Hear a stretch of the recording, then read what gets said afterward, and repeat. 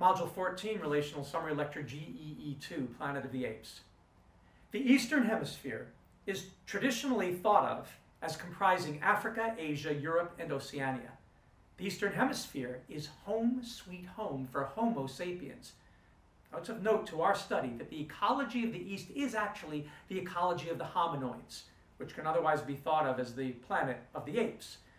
It was in this hemisphere, the East, that the ancestors of our kind, the gorillas, the chimpanzees, the bonobos, the orangutans, and the humans, these big five comprising the great apes, and the siamongs and the gibbons, these last two comprising the so-called lesser apes, found their home.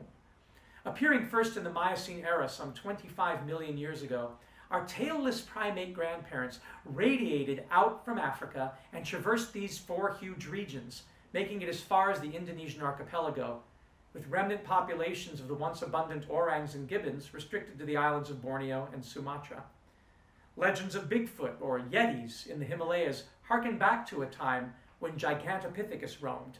Gigantopithecus was a huge shaggy-haired ape that lived through the Ice Age in Tibet and China and only went extinct some 300,000 years ago. Quote, likely due to climate change and the retreat of preferred habitat and potentially archaic human activity by Homo erectus. Yeah, climate change and hunting was killing off charismatic megafauna back then, too. Now, much later, a mere 16,500 years ago by current reckoning, only one of those apes, Homo sapiens, extended its range to the Western Hemisphere, many by crossing the Bering Straits land bridge from Asia to Alaska that ice ages exposed when the sea level dropped. So we are relatively newcomers to the New World. Some monkeys had made it over previously, so there are other primates called New World monkeys, some with extraordinary prehensile tails, but there are no other apes, except in zoos. The ecology of the East is therefore somewhat unique, despite what I said earlier about ecological convergence. It's unique in that it has had a mind for a long time. Meditate on that with your mind and see if it doesn't give you some hope. Think of it this way. In McDonough and Braungart's mind-bending book, Cradle to Cradle, Remaking How We Make Things, a book printed on recycled plastic, by the way, so that you can do as I did and read it on the beach, in a thermal bath, or in the jacuzzi, McDonough twists us into thinking about the promise of industrial ecology by asking if anybody ever talks about an overpopulation of cherry trees or the problems of cherry blossoms littering the ground. The notion sounds absurd, doesn't it? And that's because we know that the more trees there are, the more oxygen we have, the more carbon we sequester, the more wildlife will flourish, the more our water will be purified and clean, the more rain we will have, the more soil we will build, the more fruits we'll have in food. It never occurs to us to complain about too many cherry trees or the falling of too many cherry blossoms. Now amplify the argument to include fig trees and avocado trees and mangoes, persimmons, and further east, mangosteen and durian trees. Trees with magnificent flowers and giant, often fatty fruits. The more we have in a smaller location, the more we would describe it as the Garden of Eden. We wouldn't complain things were getting too crowded, would we? Crowded with trees? When I was doing my research in the Far East, in the Gunung Palung Nature Reserve in the primary rainforests of Kalimantan Barat, western Borneo, we documented at least 700 different species of trees in a single hectare of space. But we never called it overcrowded or lamented the leaf litter. These magnificent forests, which are sadly now all being converted to a single monocrop plantation of African oil palm for trivial commodities like cosmetics and ice cream and candy, were a riot of life forms, some of the highest biodiversity rates on the earth. The more trees and the more varieties of trees there were, the more animals, dazzling displays of avian plumage with splendidly diverse beaks and all sorts of furry things with fingers and toes and teeth to carve out new niche space and parse the world ever more finely so that ever more life could be packed in. It was a paradise. But who planted that garden? Who kept it seeded with an ever-increasing variety and abundance of fruiting and flowering trees and shrubs? And where did those big, protein-rich and lipid-rich fruits and nuts that sustain human life come from? Why, from the hominids, creatures that are human-like, from us, from the long, long history of the anthropoideae, the primates, monkeys and apes and people, the naked apes, who've been feasting on the delicious fruits of these trees for millions of years, affecting what grew where through natural selection by selecting the most wonderful flavors and shapes and colors in an ever more joyous co-evolutionary dance. Think of it. Just as we can see that the more trees there were and the wider the diversity of those trees, the better things were for everybody, we can also see that the more primates there were and the greater their diversity, the better things were. Why? Because as I learned in 1985, when following orangutans and gibbons around the rainforest and living and hunting and gathering with the Malayu tribes people, we primates made that rainforest. Every time we ate a durian and spit out the seeds or swallowed a papaya seed and pooped it out, we were planting a new grove of trees. We added value by passing some pits through our stomach acids to start dissolving the seed coat and stimulating the germination and leaving it behind with a deposit of nutritious poop. The big trees with the giant tasty fruit and the big seeds are there because we, humans and hominoids, apes and monkeys, afforested the world with them. Okay, it wasn't just us, not just the primates. Avocados didn't evolve with us. They evolved with the megatherium, the giant sloths of the Americas who perished 12,000 years ago, quote, during the quaternary extinction event, which also claimed most other large mammals in the New World, end quote. Some scholars believe that they were wiped out by some members of the Native Americans who crossed that land bridge into the Americas 16,500 years ago. But it took them 4 millennia for them and the others to be pushed over the edge. And in that time, forests were planted, forests with trees that today give us our guacamole, in which the human survivors of the quaternary kept replanting. At least we got part of it right in the West. And in the Eastern Hemisphere, where the biggest of our kind co-evolved and made our home, we've had a lot of time to get it right, to flourish. We and 19 other species of apes, 13 in the lesser apes, 6 in the great apes, have the potential to get it right again. But we have to tell the right stories to one another. The scholar Yuval Harari, in his opus Sapiens, A Brief History of Humankind, reminds us that there used to be at least 9 different species of human beings until about 10,000 years ago. Now, there's a representative article of the story we now tell ourselves about this phenomenon by Nick Longrich, the senior lecturer in paleontology and evolutionary biology at the University of Bath, and this was published in The Conversation in 2019 and then republished in the National Post. But it spreads its memes that are actually made from monarchy messaging and monocultural perspectives far and wide, and I think is the wrong story to tell. The article stated, quote, 9 human species walked the earth 300,000 years ago when Gigantopithecus went extinct. Now there's just one. The Neanderthals, Homo neanderthalensis, were stocky hunters adapted to Europe's cold steppes. The related Denisovans inhabited Asia, while the more primitive Homo erectus lived in Indonesia, and Homo rhodesiensis in Central Africa. Several short, small-brained species survived alongside them. Homo naledi in South Africa, Homo luzonensis in the Philippines, Homo floresiensis hobbits in Indonesia, and the mysterious red deer cave people in China. Now, we aren't easily able to bring back the species of humans and apes that some members of our species drove extinct, but we can reintegrate with those that remain. Notice I keep saying the species some of us drove extinct. I say this because when you read the popular press on extinctions, the conclusion almost always is that we, Homo sapiens, are the bad guys, the villains in the story, all of us. Longrich's article is a perfect example. It goes on to say that of the 9 species of humans that inhabited the East, quote, by 10,000 years ago they were all gone. The disappearance of these other species resembles a mass extinction, he says. But there's no obvious environmental catastrophe, volcanic eruptions, climate change, asteroid impact driving it. Instead, he says, the extinction's timing suggests they were caused by the spread of a new species evolving 260,000 to 350,000 years ago in southern Africa, Homo sapiens, end quote.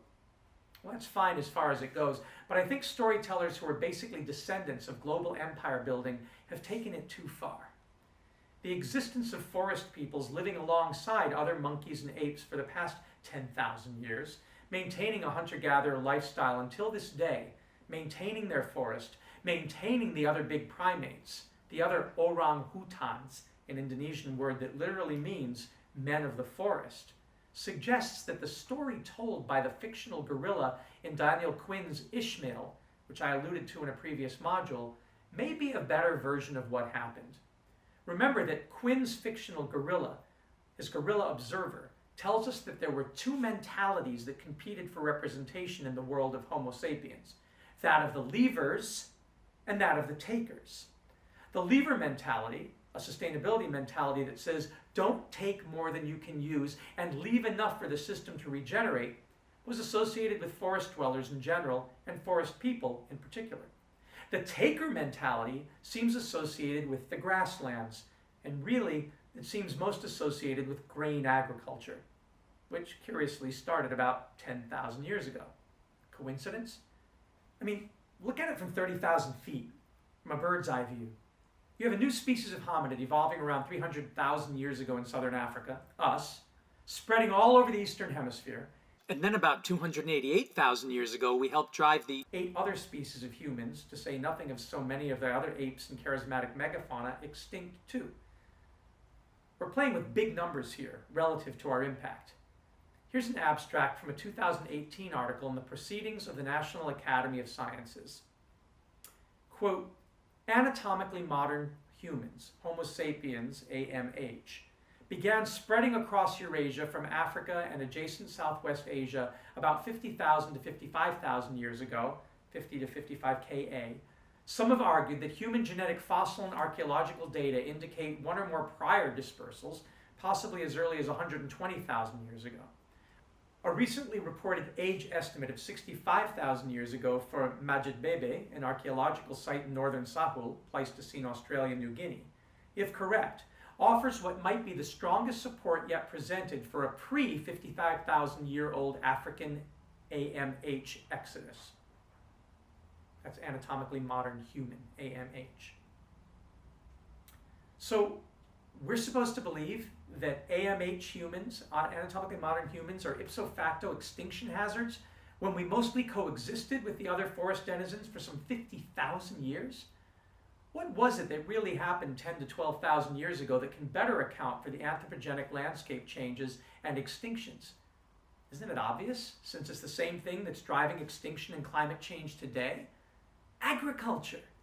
But since the people telling the story of man as villain all come from cultures that believe that agriculture is the big sine qua non, sin driving civilization and its discontents, and that no seriously civilized Homo sapien can think of living without it, these narrators tell the story as if all of us were implicated. Longrich's article is worth mining for its assumptions and the deconstruction of its arguments. He says, quote, the spread of modern humans out of Africa has caused a 6th mass extinction. He asserts a greater than 40,000 year event extending from the disappearance of the Ice Age mammals to the destruction of rainforests by civilization today. But were other humans the first casualties? End quote. Well, sure, I say, but not of all of us, just as you and I didn't give the order to drop the bombs on Hiroshima and Nagasaki or put our knee on George Floyd's neck.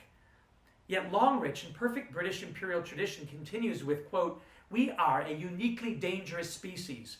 We hunted woolly mammoths, ground sloths, and moas to extinction. We destroyed plains and forests for farming, modifying over half the planet's land area. We altered the planet's climate. But we are the most dangerous to other human populations because we compete for resources and land, end quote. Well, Longrich might. The British Empire certainly did. But aren't you a little tired of being blamed for what a few greedy, rich, and powerful bastards did? I'm not saying some of us may not have benefited from it. We certainly did, and so we bear some of the guilt.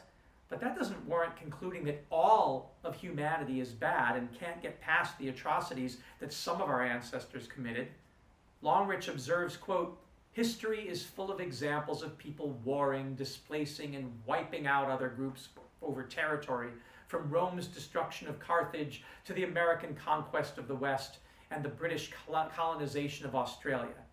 There have also been recent genocides and ethnic cleansings in Bosnia, Rwanda, Iraq, Darfur, and Myanmar. Like language or tool use, a capacity for and tendency to engage in genocide is arguably an intrinsic, instinctive part of human nature. Whoa. He says, there's little reason to think that early Homo sapiens were less territorial, less violent, less intolerant, less human. History is full of examples of peoples warring, displacing, and wiping out other groups over territory, end quote. But while this is all true, it always seems to me to be a way to get us all to admit complicity in the worst of the human story. My observation is that most of us, and I do mean the vast majority, are marvelous caretakers and stewards of nature and one another. Look at nurses and conservationists. Look at the hundreds of women of the Indian Chipko movement who risked their lives literally to hug trees and keep their forests from being cut down. And then Longridge does one of the most infuriating things that a pessimist agriculturalist can do. He starts in on Rousseau's noble savage concept, saying, quote, optimists have painted early hunter-gatherers as peaceful, noble savages and have argued that our culture, not our nature, creates violence. But field studies, historical accounts, and archaeology all show that war in primitive cultures was intense, pervasive, and lethal. Neolithic weapons such as clubs, spears, axes, and bows, combined with guerrilla tactics like raids and ambushes, were devastatingly effective. Violence was the leading cause of death among men in these societies, and wars saw higher casualty levels per person than World Wars I and II. Old bones and artifacts show this violence is ancient. The 9,000-year-old Kennewick man from North America has a spear point embedded in his pelvis. The 10,000-year-old Naturuk site in Kenya documents the brutal massacre of at least 27 men, women, and children, end quote. Of course, we don't know the context of these massacres, except to suppose that these incredible new weapons gave bullies then, who were always in the minority, disproportionate power, particularly over women and children. I don't think anybody anymore seriously suggests that one group of humans is biologically different from any other. We are, after all, the only remaining species of human, and we all have the ability to be brutal, selfish killers. The question is, who among us is willing to go down that road, and why and when? Longridge doesn't get into those crucial subtleties. Instead, he starts to universalize, drawing from our ape cousins, saying, quote, it's unlikely that the other human species were much more peaceful. The existence of cooperative violence in male chimps suggests that war predates the evolution of humans. Neanderthal skeletons show patterns of trauma consistent with warfare, but sophisticated weapons likely gave Homo sapiens a military advantage. The arsenal of early Homo sapiens probably included, he says, projectile weapons like javelins and spear throwers, throwing sticks and clubs, end quote. Well, he obviously didn't pay much attention to Jane Goodall's observations. Why should he? He's a male beneficiary of the British Empire's violence, and she is a British female who dared to assert her view of nature. And what she saw when she first observed warfare in the chimps at Gombe, where she did her life's work, was that when the matriarch of the troop, Flo, died, Flo, who had kept the peace for over a generation, then the rivalries between young males erupted into savagery that she was no longer there to control. One can suppose that happened in human societies too, when matriarchal figures of balance were no longer able to influence the tribe. We see it in the archaeological records of the fall of the artistic matriarchal civilization of Minoa after an earthquake, and the replacement by patriarchal barbarians from the mainland. Ecological systems are complex and produce behavioral flexibility that allows for violence if deemed necessary. Now, you know the story about which wolf wins, don't you? It's worth retelling here to create a different framing of the argument. Quote, one evening, an old Cherokee told his grandson about a battle that goes on inside people. He said, my son, the battle is between two wolves inside us all. One is evil. It is anger, envy, jealousy, sorrow, regret, greed, arrogance, self-pity, guilt, resentment, inferiority, lies, false pride, superiority, and ego. The other is good. It is joy, peace, love, hope, serenity, humility, kindness, benevolence, empathy, generosity, truth, compassion, and faith. The grandson thought about it for a minute and then asked his grandfather, which wolf wins? The old Cherokee simply replied, the one you feed. But unlike the old Cherokee, Longridge wants to push his point. That is, after all, the way rhetoric works, right?